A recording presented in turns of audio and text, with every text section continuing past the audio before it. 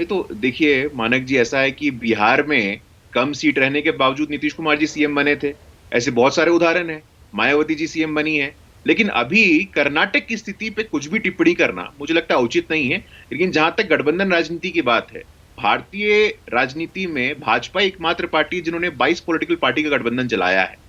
और आने वाले समय में हम देखेंगे कि इतना बड़ा हृदय, इतना विशाल हृदय का परिचय भारतीय जनता पार्टी ने दिया है। लेकिन आज की तारीख में यह स्पष्ट है कि भारतीय जनता पार्टी को जो एग्जिट पोल का एवरेज है उससे कोई हताशा नहीं है, कोई निराशा नहीं है। 10 से 20 सीट का एवरेज का अंतर है। क्लोज कॉल भी हो सकता है। अभी 2 दिन हम थोड़ा और धैर्य रखें और 13 को हम और आप यहीं मिलेंगे, यहीं चर्चा करेंगे। हाँ। तब लड्डू बांट लेंगे।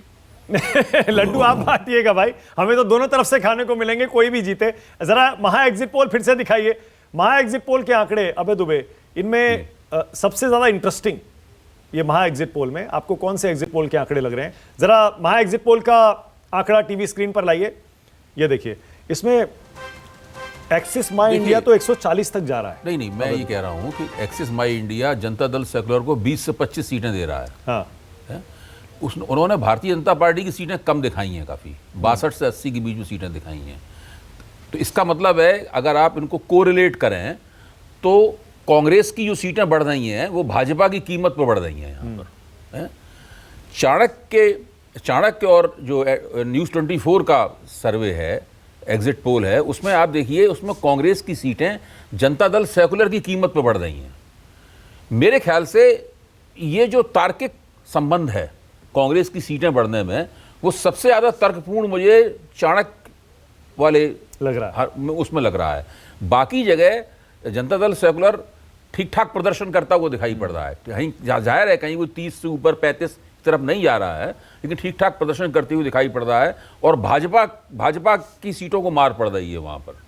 अच्छा, ऊपर भाजपा को 92 सीटें मिली हैं। हाँ। जो एक सम्मानजनक प्रदर्शन है एंटी इनकम्बेंसी को देखते हुए, बिल्कुल है, वो सम्मानजनक प्रदर्शन मानूंगा। लेकिन जहां वहां पे ग्राफ गिर रहा है उस सेकुलर का गिर रहा है। और आपने अभी गुरु प्रकाश को सुना, वो कह रहे हैं हम तो बड़ा हृदय वैसे भी दिखाते हैं, हमने नीतीश जी को सीएम बनाया। ऐसा ना हो कि 2-4 सीटें अगर कांग्रेस की कम रह गई। बीजेपी के साथ ये हो चुका है। मैं तो बीजेपी पिछले चुनाव में, याद करिए अबे दुबे, जब कांग्रेस ने बीजेपी के पैरों के नीचे से सत्ता खींच ली थी, वो तो पूरी तरह चुनाव नतीजे घोषित भी नहीं हो पाए थे। तब तक गठजोड़ का ऐलान हो गया था। मुझे याद है, मैं उस वक्त एबीपी चैनल के ऊपर था। मैं कहना ये चाहता हूं कि देखिए, चुनाव में हो कुछ भी सकता है। भारत में बहुदलीय लोकतंत्र है। तो जब लोकतंत्र बहुत अधिक बहुदलीय होता है तो उसके अंदर ऐसी स्थिति बनती है। नहीं, मैंने इसलिए पूछा आपसे कि 24 से पहले जीतता हुआ खुद को दिखाने के लिए कोई भी पार्टी किसी भी हद तक जा सकती है, खासतौर से बीजेपी और कांग्रेस।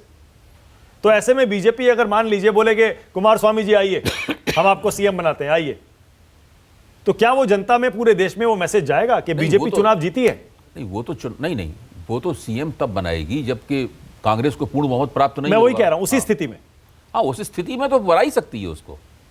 देखिए, कर्नाटक की विधानसभा की राजनीति अलग है, कर्नाटक की लोकसभा की राजनीति अलग है। ये जो 120 सीटें चाणक्य ने गिनाई हैं, इसको आप लोकसभा चुनाव के परिणामों के लिए सीधे सीधे उसका कोई ऐसा अनुवाद नहीं होता है कहीं भी। दो बिल्कुल अलग तरीके से है। और पिछले लोकसभा चुनाव में नहीं, जब नरेंद्र मोदी केंद्रीय नेता नहीं थे, उस वक्त जो लोकसभा चुनाव होते थे उसमें भी भारतीय जनता पार्टी ने कर्नाटक में बहुत अच्छा प्रदर्शन किया है। क्योंकि लोकसभा चुनाव में हमेशा जनता दल सेकुलर का जो आधार है वो भाजपा की तरफ शिफ्ट होता है, क्योंकि उसमें बहुत सारा जनता दल सेकुलर का वोटर जो है वो गैर कांग्रेसवादी राजनीति की खुराक में पला है, तो वो उधर शिफ्ट होता था, इसलिए उसका प्रदर्शन अच्छा हो जाता था। और पिछले चुनाव में तो ये काफी बढ़ गया था। अब आलोक शर्मा देखिए, फिर से मतलब अभी से बधाई मत दीजिए, शुक्रिया मत करिए, जश्न मत मनाइए।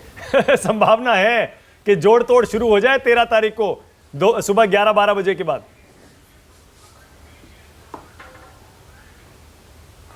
देखिए मानक जी, मुझे लगता है 11-12 बजे के बाद तो फिर दोबारा हम आपसे मिलेंगे ही।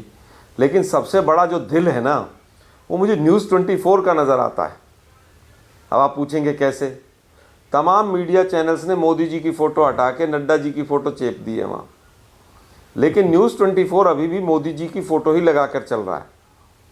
हार के बावजूद जो दिखाई दे रही है कि हार रही है बीजेपी, तो सबसे बड़ा दिल जो है वो न्यूज़ 24 का। न्यूज़ 24 को ही बधाई।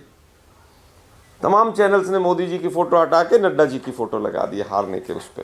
खैर, जहाँ तक बात है कि क्या होगा कैसे होगा, मैंने पहले भी कहा मानक जी, राजनीति संभावनाओं का खेल है, कहीं पर भी कुछ हो सकता है।